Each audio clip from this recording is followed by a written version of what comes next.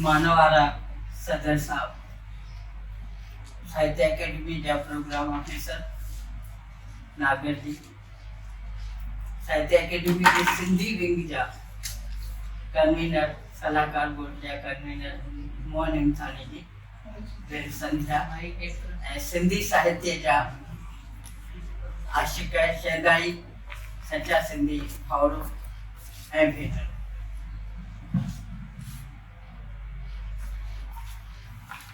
जो आखिरी मकालो है उत्तम जो साहित्यिक संपादन ऐं आलोचना।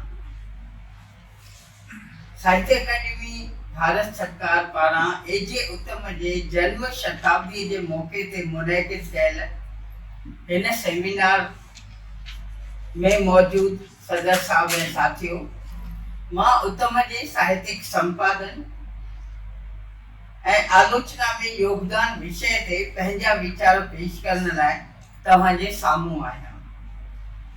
दादाजी तस्वीर आॾो नमन कंदे पंहिंजी ॻाल्हि शुरू करियां थी।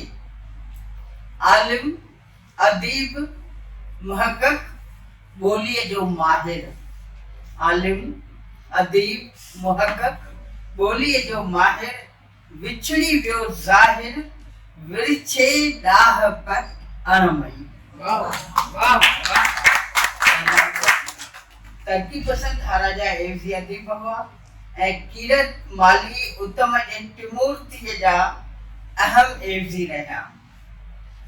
उत्तम सचपच सिंधीअ जो मुहाफ़िज़, मुजाहिद, तपस्वी ऐं मुहक़क़ त हो ई, पर संपादन जे खेत्र में संदसि लासानी योगदान आहे। संदसि हयातीअ जो मुक़दस मक़सद ई हो अख़बार नवीसी, किताब पढ़णु, अभ्यास करणु, सिंधी भाषा जो प्रचार करणु। इहा ई विंदुर, आनंद ऐं कंहिं हद ताईं संदसि अयाची बि हुई। ऋषि मुनियुनि खे प्रभु भक्तीअ मां जेको आनंद मिलंदो आहे, उनखां घणो वधीक आनंद हिन ऋषिनुमा शख्स पंहिंजे महिम वारे घर जे कमरे में माणियो। कमरे जा कबट, जारा, टेबल, कुर्सियूं ई न, डबल बेड जे ॾेढ पलंग खे बि किताबनि, रसालनि ऐं अख़बारनि सां सथे छॾींदो हो। रिसर्च स्कॉलर्स लाइ त रहबर खां वॾो रहबर हो। कहिड़ो लेख कॾहिं कहिड़े रिसाले में छपियो, संदसि कंप्यूटरी दिमाग़ सभु यादि रखंदो हो ऐं मिंट में उहो मुयसर बि करे ॾींदो हो। इहे शख़्सियात हूंदा आहिनि। PhD में मां घणो वियसि दादा वटि। उन उमिरि में एतिरो ज़हनी पोरियो करणु, सो बि नासाज़ सिहत जे बावजूदि, इन ते कंहिं किताब में उन डायबिटिक हुआ, ॿियूं कुझु बीमारियूं आहिनि, दवाउनि ते हलंदा हुआ, पर तॾहिं बि कमु करण जो विल पावर तमामु स्ट्रांग हो। उहो उन्हनि खे वेहणु कोन ॾींदो, सुख सुम्हणु कोन ॾींदो हो। यानी उत्तम में अथाह मनोबल ऐं साह में सिंधियत लाइ जुनून हुअणु ज़रूर हो। संपादन ईअं त विरहाङे खां अॻु ई, जीअं ज़िक्र पायो पहिरियनि पर्चनि में, खुलेली मैगज़ीन जो सिंध में हिन संपादन कयो हो। शुरूआत संपादन सां उते ई थी चुकी ऐं पोइ हिते नई दुनिया अगस्त 1957 खां सिंधु समाचार 1972 खां 76 ताईं, जिन जो ज़िक्र आयो हो पहिरीं बि,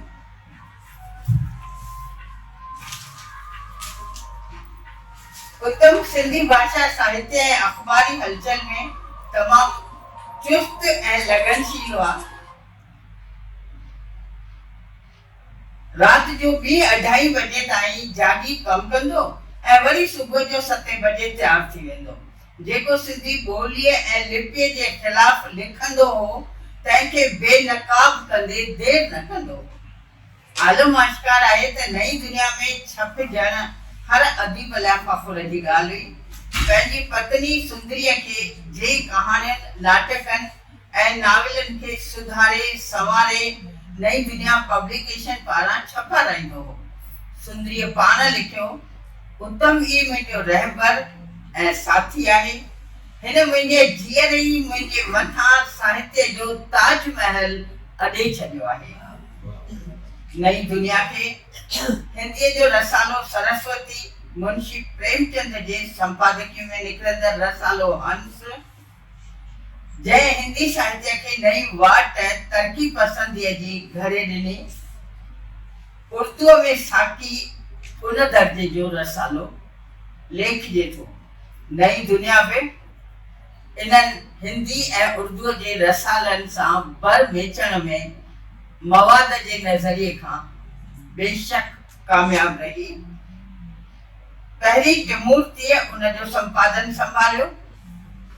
कीरत, माली ऐं उत्तम गॾिजी करे, पर अॻिते न वधी जॾहिं बंदि थियण जी कगार ते थी बीठी नई दुनिया, तॾहिं 57 खां नई दुनिया मुकमिल तौर एजे उत्तम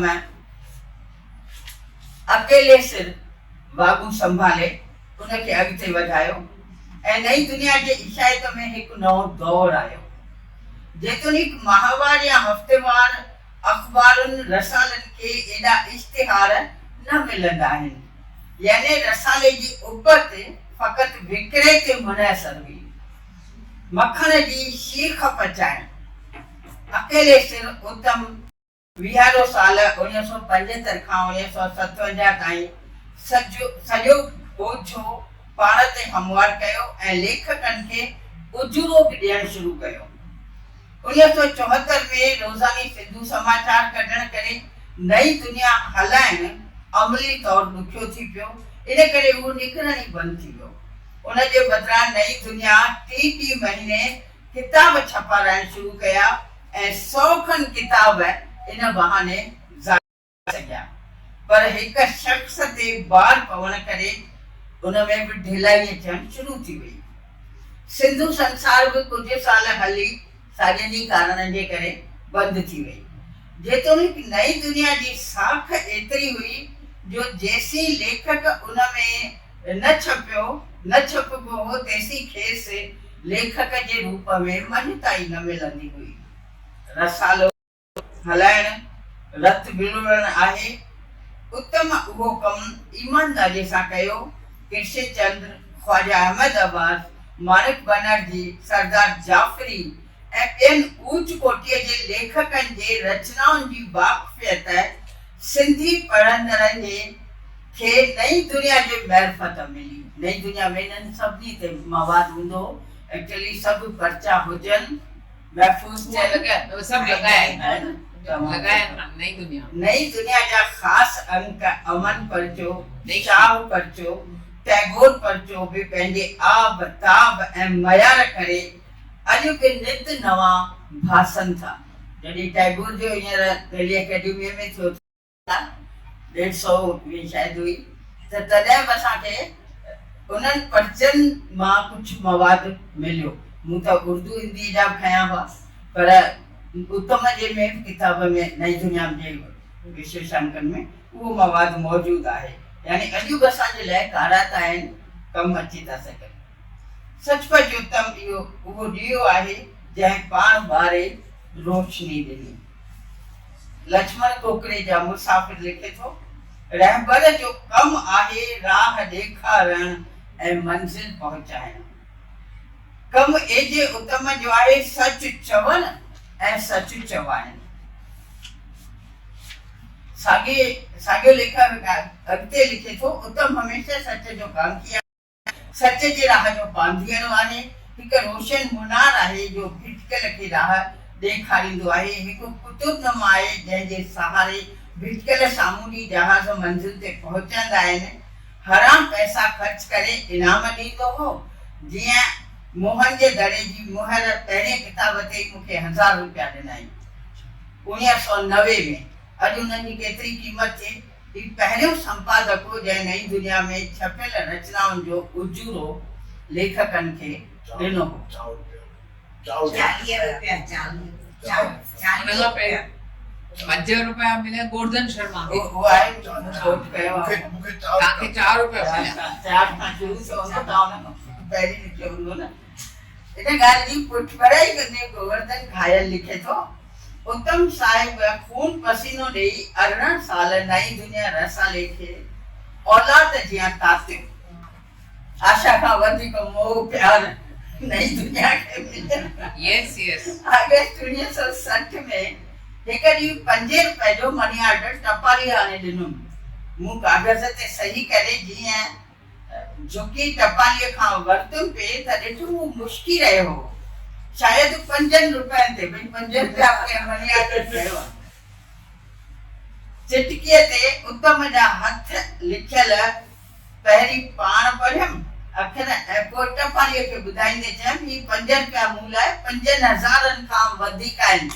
उन वक़्त अकाडमी जो इनाम 5000 साहित्य अकेडमी जो जंहिंजे असीं मंच ते बीठा आहियूं उन जो पहिरीं इनाम 5000 हूंदो ऐं ₹5 कंहिं लेखक जे लाइ 5000 खां वधीक साबित थियनि त इहा केॾी ख़ुशीअ जी ॻाल्हि आहे। चिटकीअ ते लिखियल हो, प्यारा घायल, तुंहिंजो गज़ल जुलाई 1968 वारे पर्चे में छपियो आहे। उन लाइ लवाज़मी तौर ही ₹5 क़बूल कजे। उहो पर्चो अॼु बि सांढे रखियो था। अख़बार लाइ कुझु लिखंदो पियो हो, उहो संपादकीय पूरो करण बिना उथंदो ई कोन। कृष्ण खटवाणी लिखे थो, यादि अथमि हिकु दफ़े मां उत्तम जे घर वियुसि। उत्तम कमरे में अख़बार लाइ कुझु लिखी रहियो हो। सुंदरीअ खे सॾु कया। सुंदरी, कृष्ण आयो अथई। सुंदरीअ ऐं मूं कुझु देरि ॻाल्हियूं कयूं। उत्तम पंहिंजो कमु छॾे कमरे मां ॿाहिरि न आयो। जंहिं कम खे लॻियल हो, हेॾो यार दोस्त महिमान अचे तॾहिं चई, सुंदरी तूं अटेंड करीस, मां नथो अचां। त इहा संपादकनि जी जेका ईमानदारी ऐं सचाई हुई, उहा ई अख़बार खे कामयाबु कंदी। जेके आज़ादी आंदोलन में अख़बारुनि जा योगदान हुआ, उन ते मुंहिंजा काफ़ी आर्टिकल्स लिखियल आहिनि। त माण्हुनि खे हलाईंदियूं अख़बारूं हुयूं। अख़बार पढ़ी माण्हू पंहिंजी दिशा तय कंदा हुआ। नंढे खां वॾा, ग़रीब खां अमीर, शाहूकार सभु अख़बारुनि खे पंहिंजो गुरु मञंदा हुआ, रहबर मञंदा हुआ, छाकाणि त उन्हनि जा संपादक एॾा समर्पित हुआ जीअं उत्तम हो।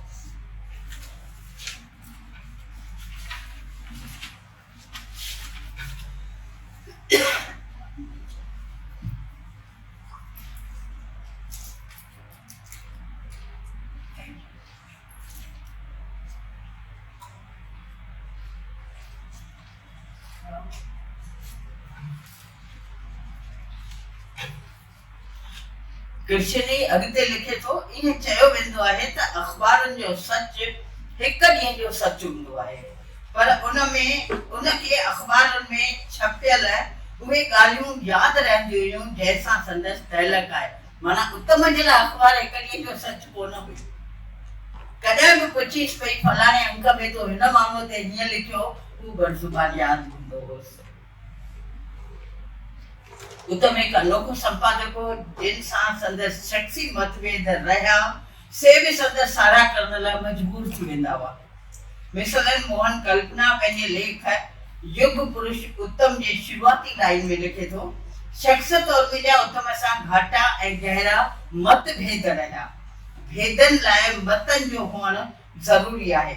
अॻिते हू ई लिखे थो, उत्तम ॾिसण में हिकु शख़्स आहे, पर हू पंहिंजे वसीअ सरगर्मियुनि मां माण्हुनि जो मजमूओ आहे। हिकु यूनियन आहे जंहिं हिकु ई वक़्तु घणा महाज़ संभालिया आहिनि। हिकु ई वक़्तु अख़बारुनि जो संपादकियूं, यानी खेसि खीसे मां पैसा कढणु ऐं रोज़ानी ज़िंदगीअ जे किन ख़्वाहिशुनि तां हथु खणणु, पनो वठणु, प्रूफ ॾिसणु, लेखकनि सां विहणु ऐं रचनाउनि ते बहस करणु, टपाल लाइ पता लिखणु, उहे मोकिलणु, संस्था जूं सेक्रेटरियूं यानी अदीबनि खे यक मुहाज़ करण लाइ उन्हनि सां अलॻि तौर गॾिजणु, खेसि पंहिंजनि आदर्शनि वेझो आणणु, हिसाबनि ऐं ॻणपनि जे मनसूबाई ज़हनियतुनि खां आजो कलम ख्वाए ज़ुबान मुंहं ते वॼाए कढंदड़ हुअसि। इन करे नॉन डिप्लोमेट ऐं घटि पसंदि ईंदड़ शख़्स हो। दोस्त विञाया अथई या दोस्तनि असूल विञाया आहिनि या दोस्त बदिलिया आहिनि, इहो असां सभिनी खे तय करिणो आहे अॼु हिन सेमिनार में। त उत्तम दोस्त विञाया पंहिंजे सुभाउ जे करे या दोस्तनि असूलनि खे छॾे ॾिनो। कुल मिलाए उत्तम हिकु निडर, बेबाक, ज़हनी पोरियो कंदड़, मवाद जी चूंड करण में माहिर, उकाबी अख रखंदड़, अहम तरीन घटनाऊं छटे अख़बार जी सूंह वधाईंदड़ संपादक जे रूप में हमेशा यादि कयो वेंदो। ऐं हाणे लका संपादकीय लाइ ॿियनि जा जाम वीचार आहिनि ऐं उन्हनि अख़बारनि जा कोटेशन्स बि खणी था रख सघजनि, पर सिम्पोज़ियम जी टाइम जी जेका मर्यादा हूंदी आहे उन में मूं रुॻो पंहिंजे नज़रिए खां जेके, छाकाणि त मां बि जर्नलिस्ट रही आहियां, मूं बि सिंधी साहित्य सुरभि, हिंदू भूमि वीकली, अॼु सुधो आत्म दर्शन कढा पई, फुलवारी, इन्हनि सभिनी जी एडिटिंग कई आहे 20 साल 30 साल। त जेका संपादक जी सोची हुजे अंदर में जेको हुनजो लिखियल माण्हुनि जे ॿिए जे ज़हन खे चिमकाए छॾे, उहा ई हुनजी कामयाबी आहे। ऐं उहा बि अहिड़ा कुझु मिसाल ॾेई सघजनि त उहो बासिकुला छपाइण वक़्तु ॾेई सघूं था, अॻिते खणी सघूं था। नाकाद मुंहिंजो अधु कमु त हल्को संध्या करे छॾियो। मूंखे ख़बर ई मोनोग्राफ अगरि आहे त पोइ मूंखे हुनखे टच करण जी ज़रूरत कोन्हे, छाकाणि त उहे साहित्य अकेडमी में हकिया तकिया हाज़िर आहिनि। मवाद जी तकलीफ़ थिए थी ॾाढी, ऐं हिते छाकाणि त मूं किताब घटि कोट कया आहिनि, पर्सनल ॻाल्हि आहे। मुंहिंजा जेके क्राउन साइज़ जा किताब हुआ मुंहिंजी लाइब्रेरीअ में, उहे सभु मूं कार्टूननि में विझी मथे कमरे में रखी छॾिया। मूं जो हाणे डेवी साइज़ जा ऐं वॾा बल्कि किताब अची विया आहिनि, हिननि जी कॾहिं ज़रूरत पवंदी। फ़िलहाल कार्टूननि में रखां थी, पोइ जॾहिं थोरा वधीक ॿुढा थींदासीं त सिधा लाॾी अंकल लाइब्रेरी खे ॾेई छॾींदासीं।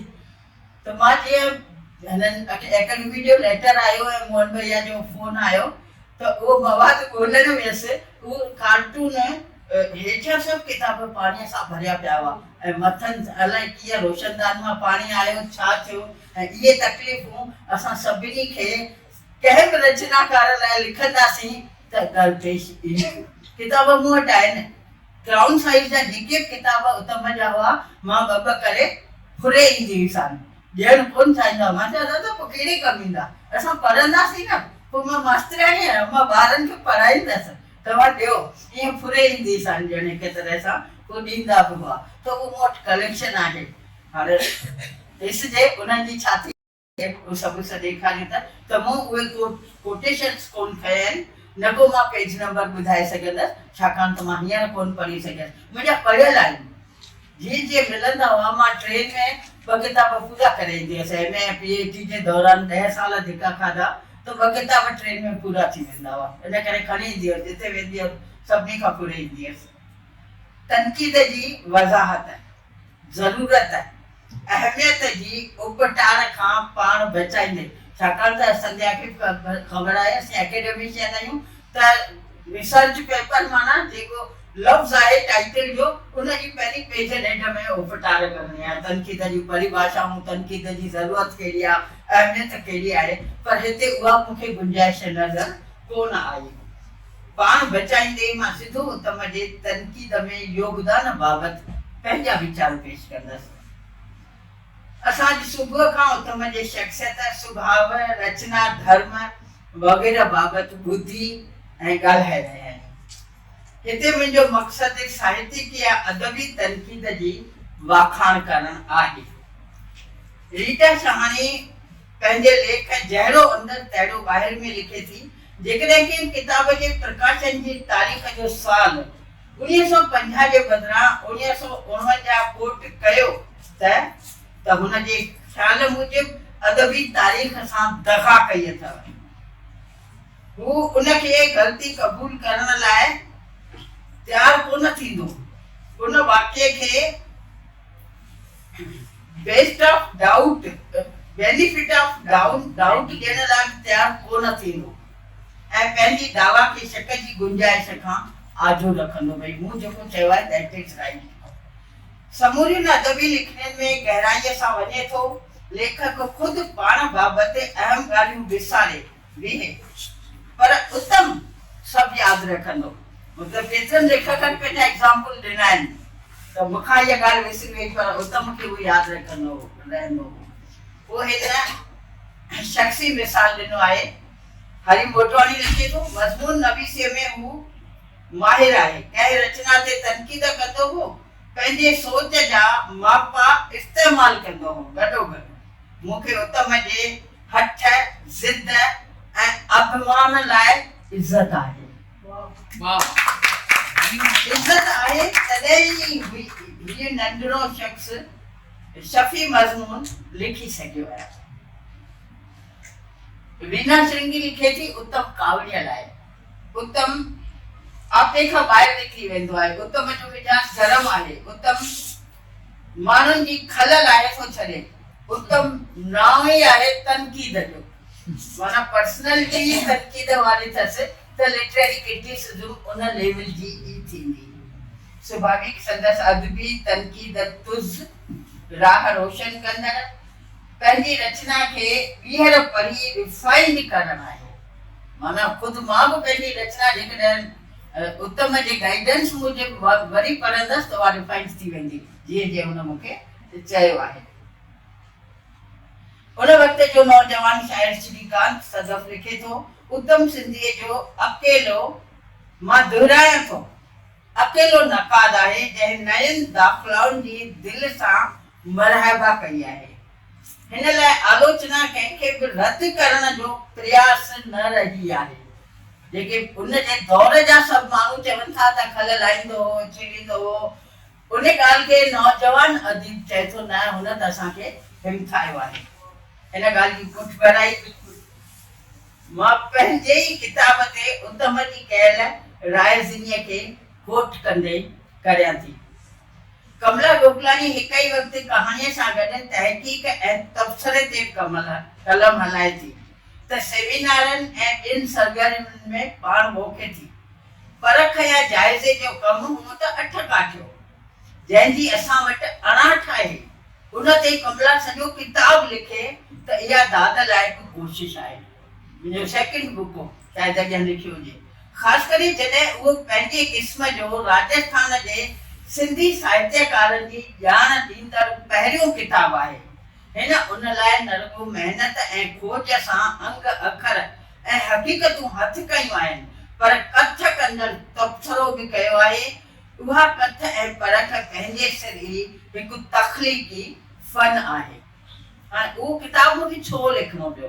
सेमिनार्स में वञणु शुरू कयो, MA कंदे सिंधी साहित्य जो इतिहास पढ़ियो। सिंधी साहित्य जे इतिहास में राजस्थान जे अदीबनि जो ज़िक्र न जे बराबरि।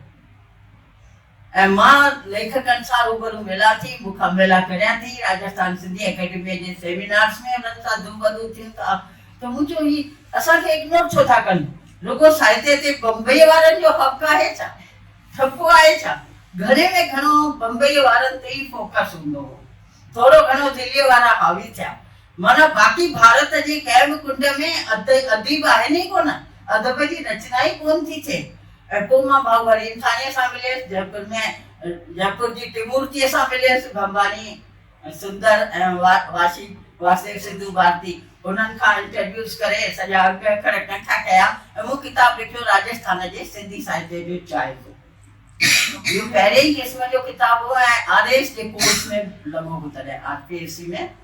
त उन किताब ते उत्तम ईअं न रुॻो भई मथां अचिणो हेॾो पुराणो अदीब आहे, उमिरि सारू नज़र ते छिक थिए थी, बाक़ाइदे अखर अखर पढ़ी ऐं जॾहिं मां रूबरू मिली सां त उन किताब जूं कमियूं ॿुधाइनि। माना लिखित में मुंहिंजी सारा थी आहे ऐं पर्सनली मूंखे घटि ताईं ॿुधाए थी कमला हिन में ही घटाए सघी आहे, ही जोड़णु खपे, हाणे ॿियो भाङो छपाए पुटे हिनजो वरी सुठो करे लिखिजे अञा। त माना नफ़ी नज़रियो हो इहो मञी हलणु बिल्कुलु मां त ग़लति मञंदसि, छाकाणि त मूंखे जेको अनुभव मिलियो शफ़ी नज़रियो हो। असां जहिड़नि नई टई जे लेखकनि लाइ उन टाइम असां में जॻह ॿार हुआसीं।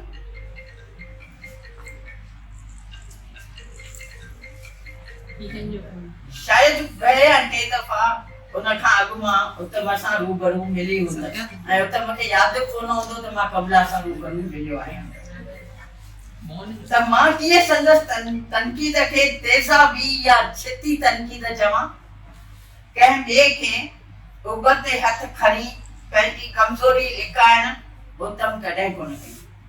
शख़्सी विरोध खणी कॾहिं आलोचना न कयाई। जनरल लेख ते केरु सम्झे त मूं ते जुल्ह कंदे लिखियो अथसि, उहो मन में दुश्मनीअ जी भावना खे उसरण जो मौक़ो ॾींदो। उन भावना करे उत्तम खे घणा नुक़सान बि सहणा पिया। माना कंहिंजे पर्टिकुलर नाले सां न, जनरल आर्टिकल आहे ऐं कंहिंखे चुभे थो, इट मीन्स उनजो उहो गिल्ट हूंदो, तॾहिं जनरल लेख मां तो सम्झो त भई हीउ मुंहिंजे मथां लिखियो अथसि या त मां मूंखे टो कई आहे, तूं छो थो सम्झी जॾहिं तुंहिंजी अहिड़ी मिस्टेक कोन्हे त उन नमूने जूं पोइ दुश्मनी वधियूं हुयूं। पर्सनल जुल्ह करे कोन लिखंदो हो कंहिं ते।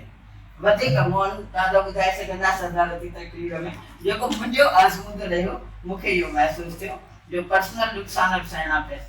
सदफ़ पाण लिखे थो त उत्तम खे नकार हुजण जे नतीजे तौरु घणा नुक़सान सहणा पिया। ज़िंदगी चाह सां गुज़ारे छॾी। मौत चाहियल किथे थो कंहिंखे मिले, मौत ई कंहिंखे चाहियल नथो मिले त ज़िंदगी चाहियल कीअं मिलंदी? इन करे गुज़ारजे उनखे चाह सां ऐं पंहिंजे नमूने सां। ऐं उत्तम जा झगड़ा तनक़ीद जाती ऐं ॿोलीअ सां वाबस्ता रहिया। उनखे कीअं मठो घुरिजे, अहिड़े शख़्स लाइ कीअं केरु मठो ॻाल्हाए सघे थो, लिखी सघे थो या सोचे सघे थो। अहिड़े तनक़ीद खे 100 सलाम आफ़रीन। मक़सदु मुंहिंजो पूरो आहे। मूं हिकु चैप्टर ते मूं चयो मां हिकु पेज ते मूंखे लिखिणो हो उत्तम ते सिंध वारनि जा राया। उहे हिन में किताब में 20 पेज आहिनि ऐं सभिनी हुनखे मुक्त कंठ सां सारायो आहे। चाहे उनजी क्रिएटिव राइटिंग हुजे, चाहे अख़बार नवीसी हुजे, चाहे क्रिटिसिज्म हुजे। त जॾहिं आई थिंक 70s ताईं सिंध सां लाॻापा हुआ किताब मोकिलण जा, नई दुनिया हुते वेंदी हुई, नई दुनिया जे पर्चनि ते राया छपजंदा हुआ हुते ऐं उहे रिपीट करे उतां जे अख़बारुनि में उत्तम जा संपादकीय छपाया वेंदा हुआ। त अहिड़े नमूने जूं ॻाल्हियूं कजनि त अञा कलाक खनि खपे पाण खे, पर कुल मिलाए असीं इहो ई था चऊं त संपादन ऐं तनक़ीद जे खेत्र में एजे उत्तम साहब असांजे लाइ अनुकरणीय आहे। उनखे नमन कजे थो। हुन जेका बि ॻाल्हि कंहिं शख़्स जे लाइ बुक्स विचां कॾहिं कोन लिखी ऐं वॾे में वॾो सैल्यूट त असां जहिड़नि ॿारनि खे हिमथायईं। सदफ़ हुनजो गवाह आहे, रेटिंग में ॾिनो अथसि ऐं मां हिनजी गवाह आहियां। ॿी कंहिं अख़बार में कोन छपियो, झूलेलाल में दादा उत्तम लिखियो हूंदो, एल.डी. रुचंदाणीअ थोरो लिखियो हूंदो। त के अहिड़ा नखास आहिनि जेके भई कहाणी कविता हुजे उन ते किन पढ़ी लिखियो त ख़ुशी थिए थी, पर शुष्क विषय ते history of Sindhi literature of Rajasthan उन ते हिकु अखर पढ़ी ऐं पोइ जेके मूंखे पर्सनल चई न, उन में चई अञा हिन माण्हूअ खे तूं एड कर, हिन में ख़बर अथई अलवर सम्मेलन में हरू असांजे लाइ केतिरो ख़र्च कयो, केतिरो साथ ॾिनई, पर तूं त अञा नंढड़ी हूंदी आहे न, तूं हुते अची कोन सघी हूंदी आहे न। मां अॻिते लिखी न त हुनजो बि ज़िक्र कजांइ, हिनजो बि ज़िक्र कजांइ, हीअ बि कजांइ। त अहिड़ी रहबरी जिन कई असांजी, उन्हनि खे असीं नमन करियूं था, श्रद्धांजलि ॾियूं था, परमात्मा खां प्रार्थना करियूं था त असांखे उन्हनि जे नक्शे क़दमनि ते हलण जी तौफ़ीक़ ॾिए।